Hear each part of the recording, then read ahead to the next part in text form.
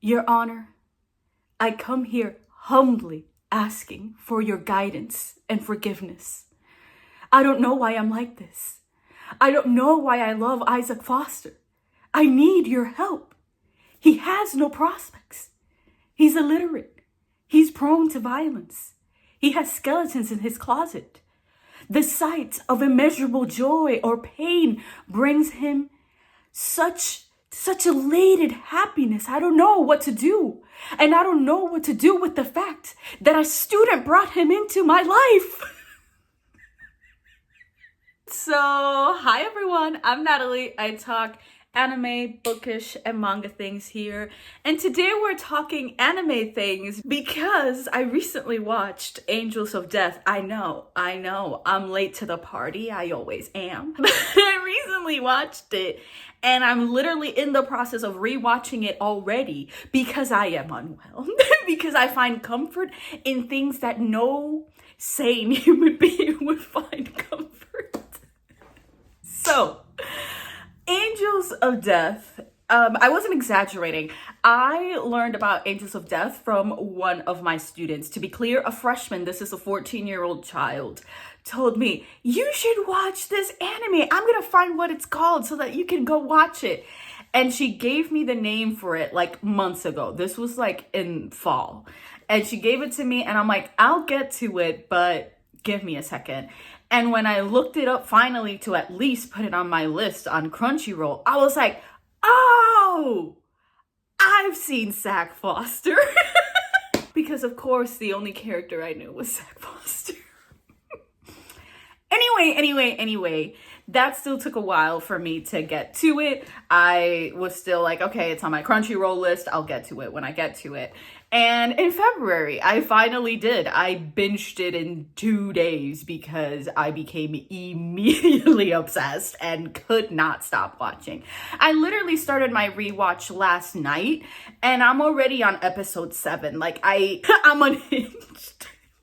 Much like the characters in this anime. So, what is the anime about? It's about this young girl named Rei who is stuck in this building. And in her first impression of it, she thinks it must be some like psych ward or something like that. And she has no recollection of why she's there.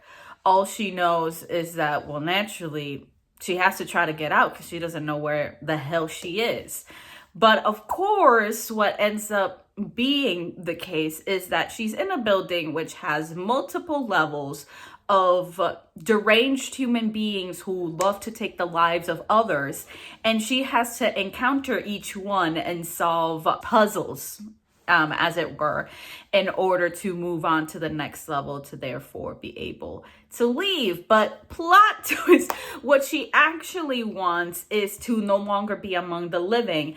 And so she enrolls the help of one of, the deranged people in this building, which so happens to be my beloved husband, Zack Foster.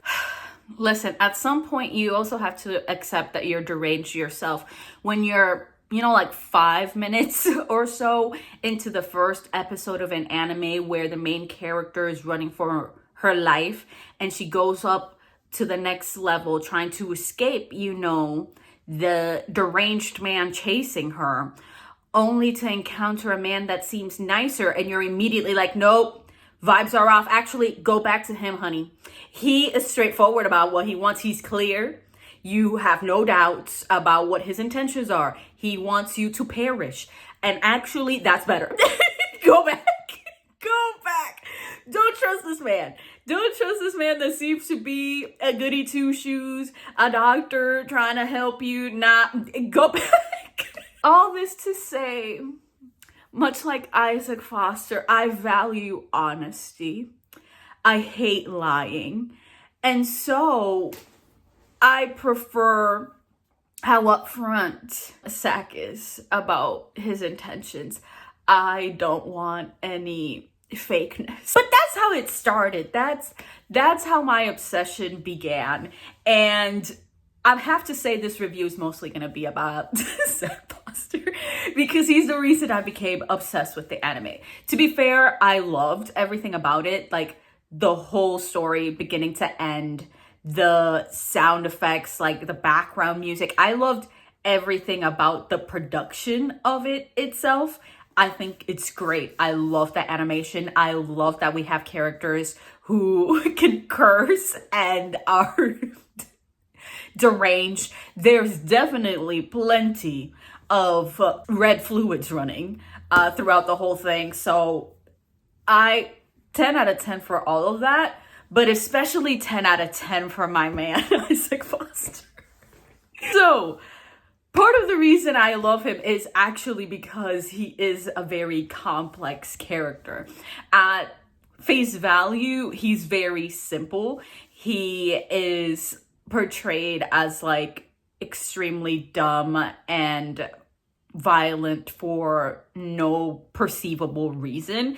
And arguably both those things are true, but there's a reason for them. And that's part of what I enjoy about his own narrative and his background. So naturally there's gonna be spoilers, because to talk about my beloved Zach Foster, I need to talk about his background, his life, and to do that, I need to spoil a bunch of things. So if you're not down for that, skip, I guess. But I mean, this anime came out years ago. That's why I say, like, I'm late to the party myself. So anyway, so we learned that Isaac has ended up in foster care, and he is living with awful human beings, to be clear, completely awful, who have him also taking part in heinous activity and using him like he has no brain and is only bronze. And they completely despise him, loathe him, think he's disgusting, basically. And so he gets sick of that. He gets sick of that because of the man that lived in that home. He is exposed to extremely violent films, horror films, and he internalizes that because he's a young child and he's trying to escape the heinous conditions that he's in. And so he eliminates both those people in their sleep and ends up escaping, trying to find a better life. And there's this point where he, again, eliminates several people who are in his way just out of a twisted sense of protecting himself. And so he almost does that to this old man who is blind and cannot see that he's covered in blood, has a weapon or anything like that. And so because he learns that he's blind, he ends up just following him. And this old man originally just wants to take care of him. He's old, he's alone, and he's just trying not to be lonely. And so he's basically the first person to show Zach any kindness. And like ultimately, like that's the big thing that Zach craves and has not had, and which has led him to this path of ruin. Like there has been such a lack of love and affection and understanding that he's just dug deeper and deeper and deeper into this very violent life. And so he finally is kind of like trusting this old man, but the old man leaves and Zach throws a fit because the old man leaves him a note just saying like, hey, I'm going to the corner store, basically. I'm going to get some groceries. But Zach can't read. No one ever taught him how to read. So he's just pissed off that he's left this note. And so he's kind of like, oh, when he comes back, I'm going to destroy him, basically. But the old man never comes back. The old man never returns because he was actually attacked by two people trying to rob him. But he didn't have any fucking money anyway. And so Zach ends up learning who did it and decides, fuck y'all. Y'all took the speck of hope I had and annihilated it, so I'm going to annihilate you. And so Zach's life is just like a series of unfortunate events. And as he grows older, he just has and follows this compulsion to take people's lives. And so he ends up in this building where he's allowed to just not think, simply act on his most base impulses, which at this point are violent and unrestrained at all. And so I say all that to say that he has all these flaws, but that's precisely why I love him. Like, as we're watching the episodes, we see how he balances on this edge of like trying to remain sane, because he makes this deal with the main character, with Ray, that if she helps him get out of this building, that then he will fulfill her wish, which is, to no longer be with the living. And in his own way, he starts caring for Ray. He does have a genuine desire to protect her and follow along with her, but he's dealing with his own trauma and how that makes him resistant to the very thing that will help him. Because there's several scenes where on purpose, the other people on the other levels are trying to like provoke him to reignite that trauma he had of being seen only as a brute, as someone capable of violent things or just following directions without any thought, without any opinion on them or will of his own. And Ray herself is trying to understand why those situations make him angrier and angrier and angrier, because she's not aware of his background. She doesn't, if I remember correctly, for the entirety of the anime, she never really learns too much about him. And so she doesn't understand what makes his mind tick and why, when there's certain points where she's the one leading the way, because as he proclaims himself, like, she's the brains of the operation, like between the two of them, the one who can make, analytical choices and strategize is her. And that naturally leaves him in a position where he has to be more just the brute force, just the violence to protect her while they're trying to get through the different levels. It creates this like friction inside him that's just so juicy. So juicy to watch. And frankly, if I'm completely honest, like, a large part of why I love him is because he's fucking hilarious. He's so fucking hilarious. There's so many lines in here that are my absolute favorite, just because he is making me crack the fuck up.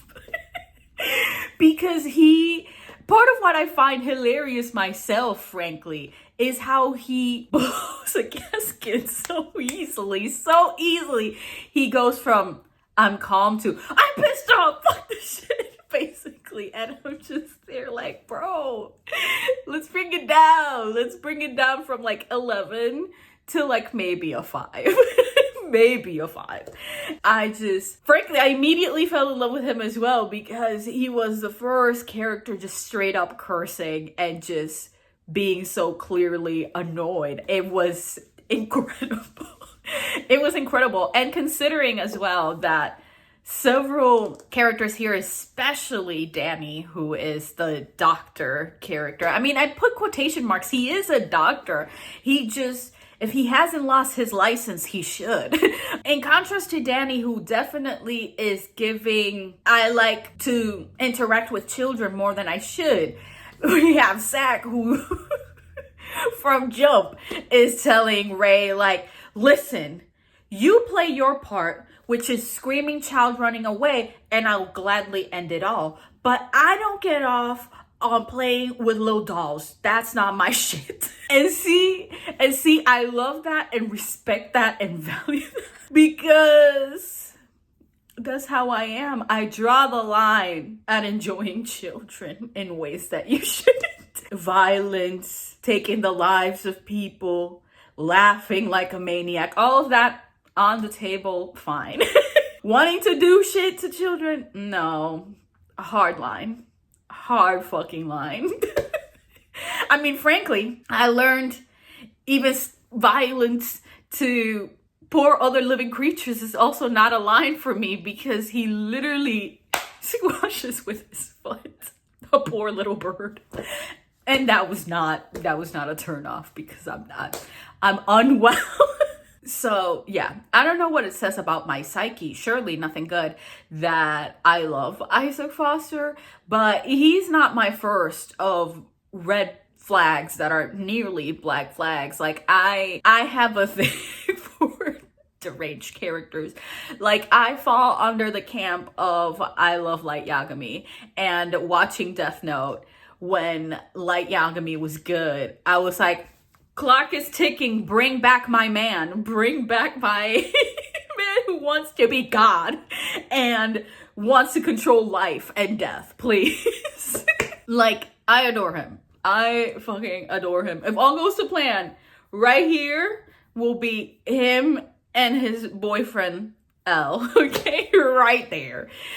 Originally, the plan was a big piece here, but I kept struggling to pick something because I love Light Yagami so much. It was a struggle. But my other red flag, because frankly, I have several tattoos, and my right arm is for peace and harmony, and my left arm is for war and conflict, and deranged energy. So like I have here my other red flag, which is Osamu Dazai, because I love Bungo Stray Dogs and I love Dazai.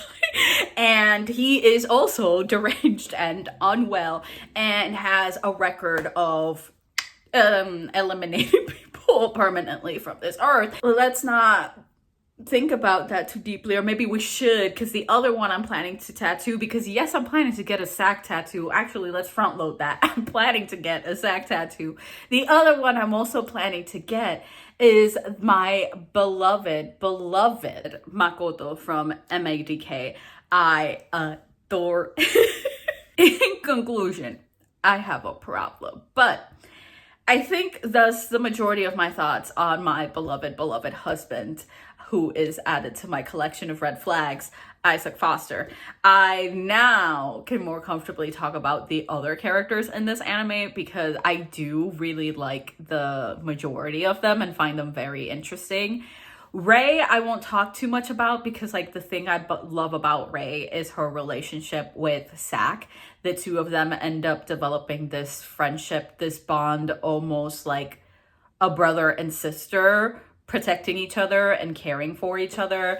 And Rei has her own complicated past and extremely selfish desires, but by the end, I still feel like ultimately their relationship is one where they both care about one another in their own twisted way. Like they can't escape the way that their brain works and the way that they form attachments, but that doesn't change the fact that, again, in a twisted way, they don't want harm to come to each other. Like, yes, they made this promise where he escapes and she's the one who ends up perishing, but it's still, again, in their fucked up way, an expression of love by the end, like of affection.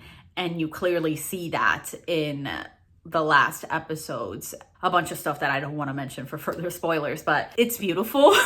And that's the main thing I like about Rei, because otherwise, like, she's mostly, even though she's our main character who we're following along, like we're her, she is so emotionally disconnected. Like that's the whole point of why Sak eventually doesn't even want to immediately take her from this earth, because what he wants is someone who's acting the part, who's either very happy or very sad and upset while he, you know, is parting their soul from their body.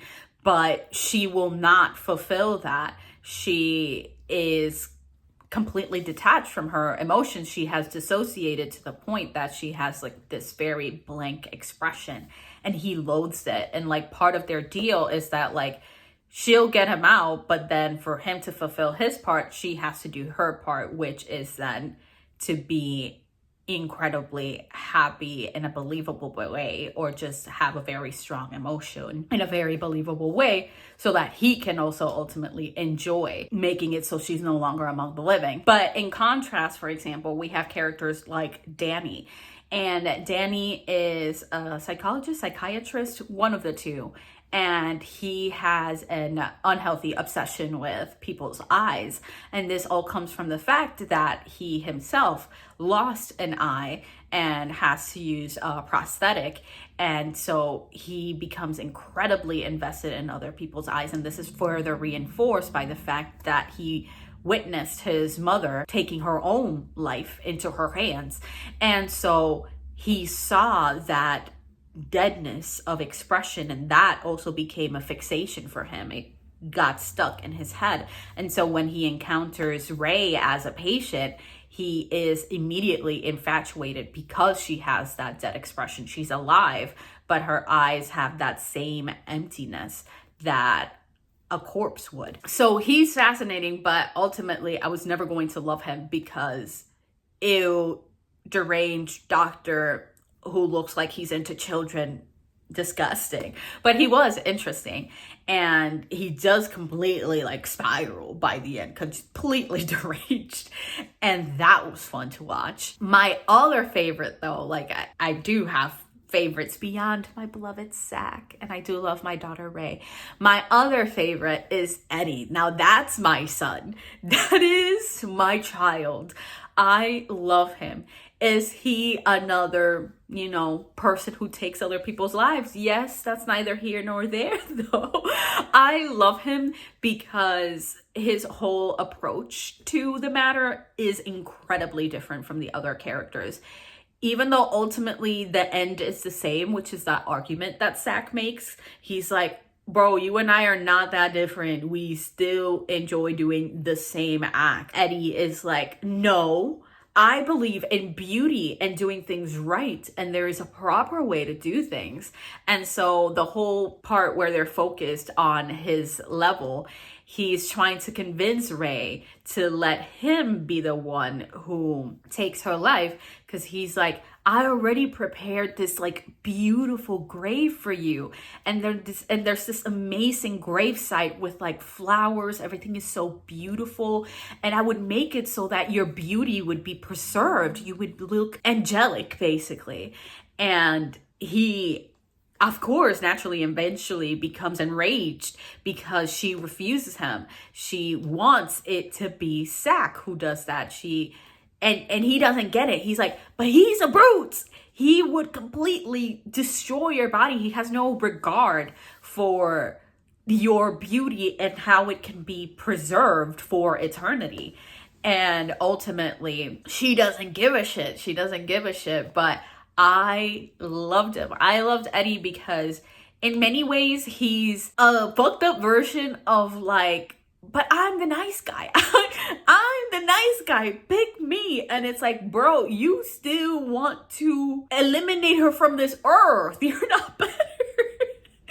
You're not actually better, but I like the contrast. I like the contrast of perspectives and approaches. I find that interesting. And then we have Catherine. I don't have that many thoughts about Catherine because much like Zach, I found her incredibly annoying and grating. She is ultimately also an interesting character because part of her twisted approach is that she wants to punish people who are sinners, because she does think of them as sinners, but basically who have committed crimes. She wants to punish them, and she wants to be the one who oversees that punishment. And so she's part of the one that absolutely warms into Zach's brain to get him completely off his rocker and pissed off, and nearly, before it's the proper time, eliminating Ray because he's in like this frenzy of blood loss. She's an interesting one, but she could not make it into favorites. Sadly, that remains my top three: my husband and my two children. And lastly, we have the character that I feel like I grasped the least, which is the priest. Abram Gray, I believe is his name. Listen, this is the other thing I haven't mentioned, because part of why I love this thing is because it plays actually with one of the things that's often very difficult for me to deal with, which is my religious trauma. Because the whole concept of this is enmeshed a lot with religion and beliefs, because the main reason that Rey won't just take matters into her own hands, take her own life in her hands, is because she's like, that's a sin. I can't do that because God would reject me. And if I do that, then that's a problem. And she becomes obsessed with Zack being the one to do it because he swears to God that he'll do it. And that's very significant and important to her. And in large part, she became so attached to religion because she experienced this traumatic event, which is the cause of her mental blockage, which is the cause of her emotional dissociation. And she clung to this framework in order to maintain any semblance of sanity and any kind of structure and hope for being able to repair the harm that was caused. Because she knows her actions as well have not been net positive, they've been net negative. And so she's trying to find a way basically to repent. And so she's using the structure of religion. And so naturally we have a priest in one of the levels, and he actually has thought of himself now as a god. He's the one who organized this whole building and the different people who got to be on the different levels, because he picked his angels of death. He found each of these individuals who were so unwell and so singularly minded that he thought in a way that made them holy, that made them more than just human beings, even though ultimately they all are.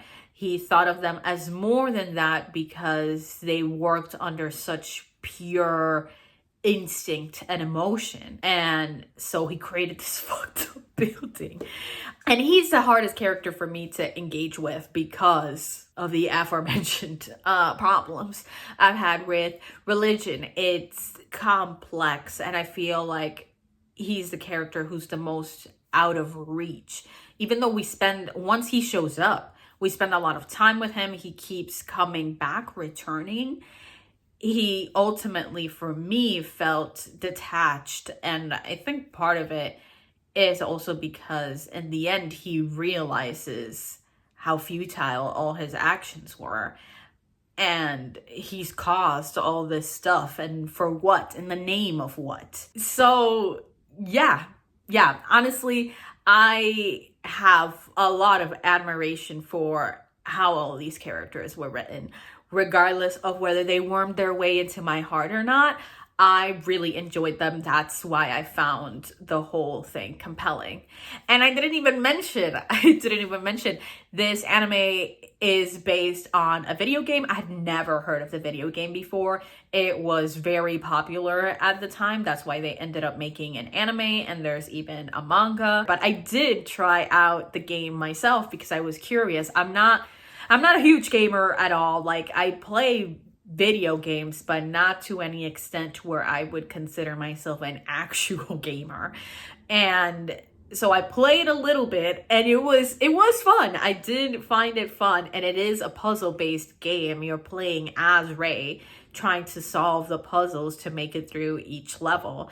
And I have to say, like, again, especially as not a huge gamer, I fucking love the anime way more. I didn't finish the game though, and I'm planning to watch like someone's like full playthrough of it just to have an idea of the differences between the two. But I didn't want to make this video the point to be like what's similar and different about them.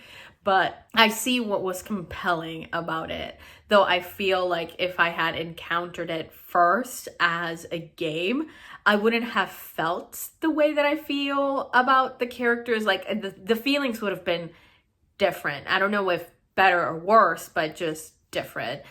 And so I have to say, I adore the anime. I adore the anime. There's a reason I'm rewatching it.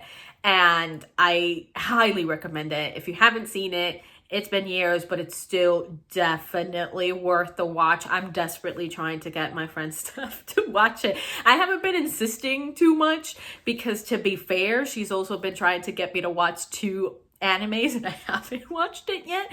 So, you know, I understand. but I need someone in my life to fucking watch it and love it the way that I do. And my best bet is fucking Steph, because there are several things about it that I think she would also genuinely enjoy, in contrast to other of the animes that I tend to watch, which are not as much her vibe. So Steph, watch Angels of Death, I beg. Anyway, thank you all so much for watching, and I'll see you next time.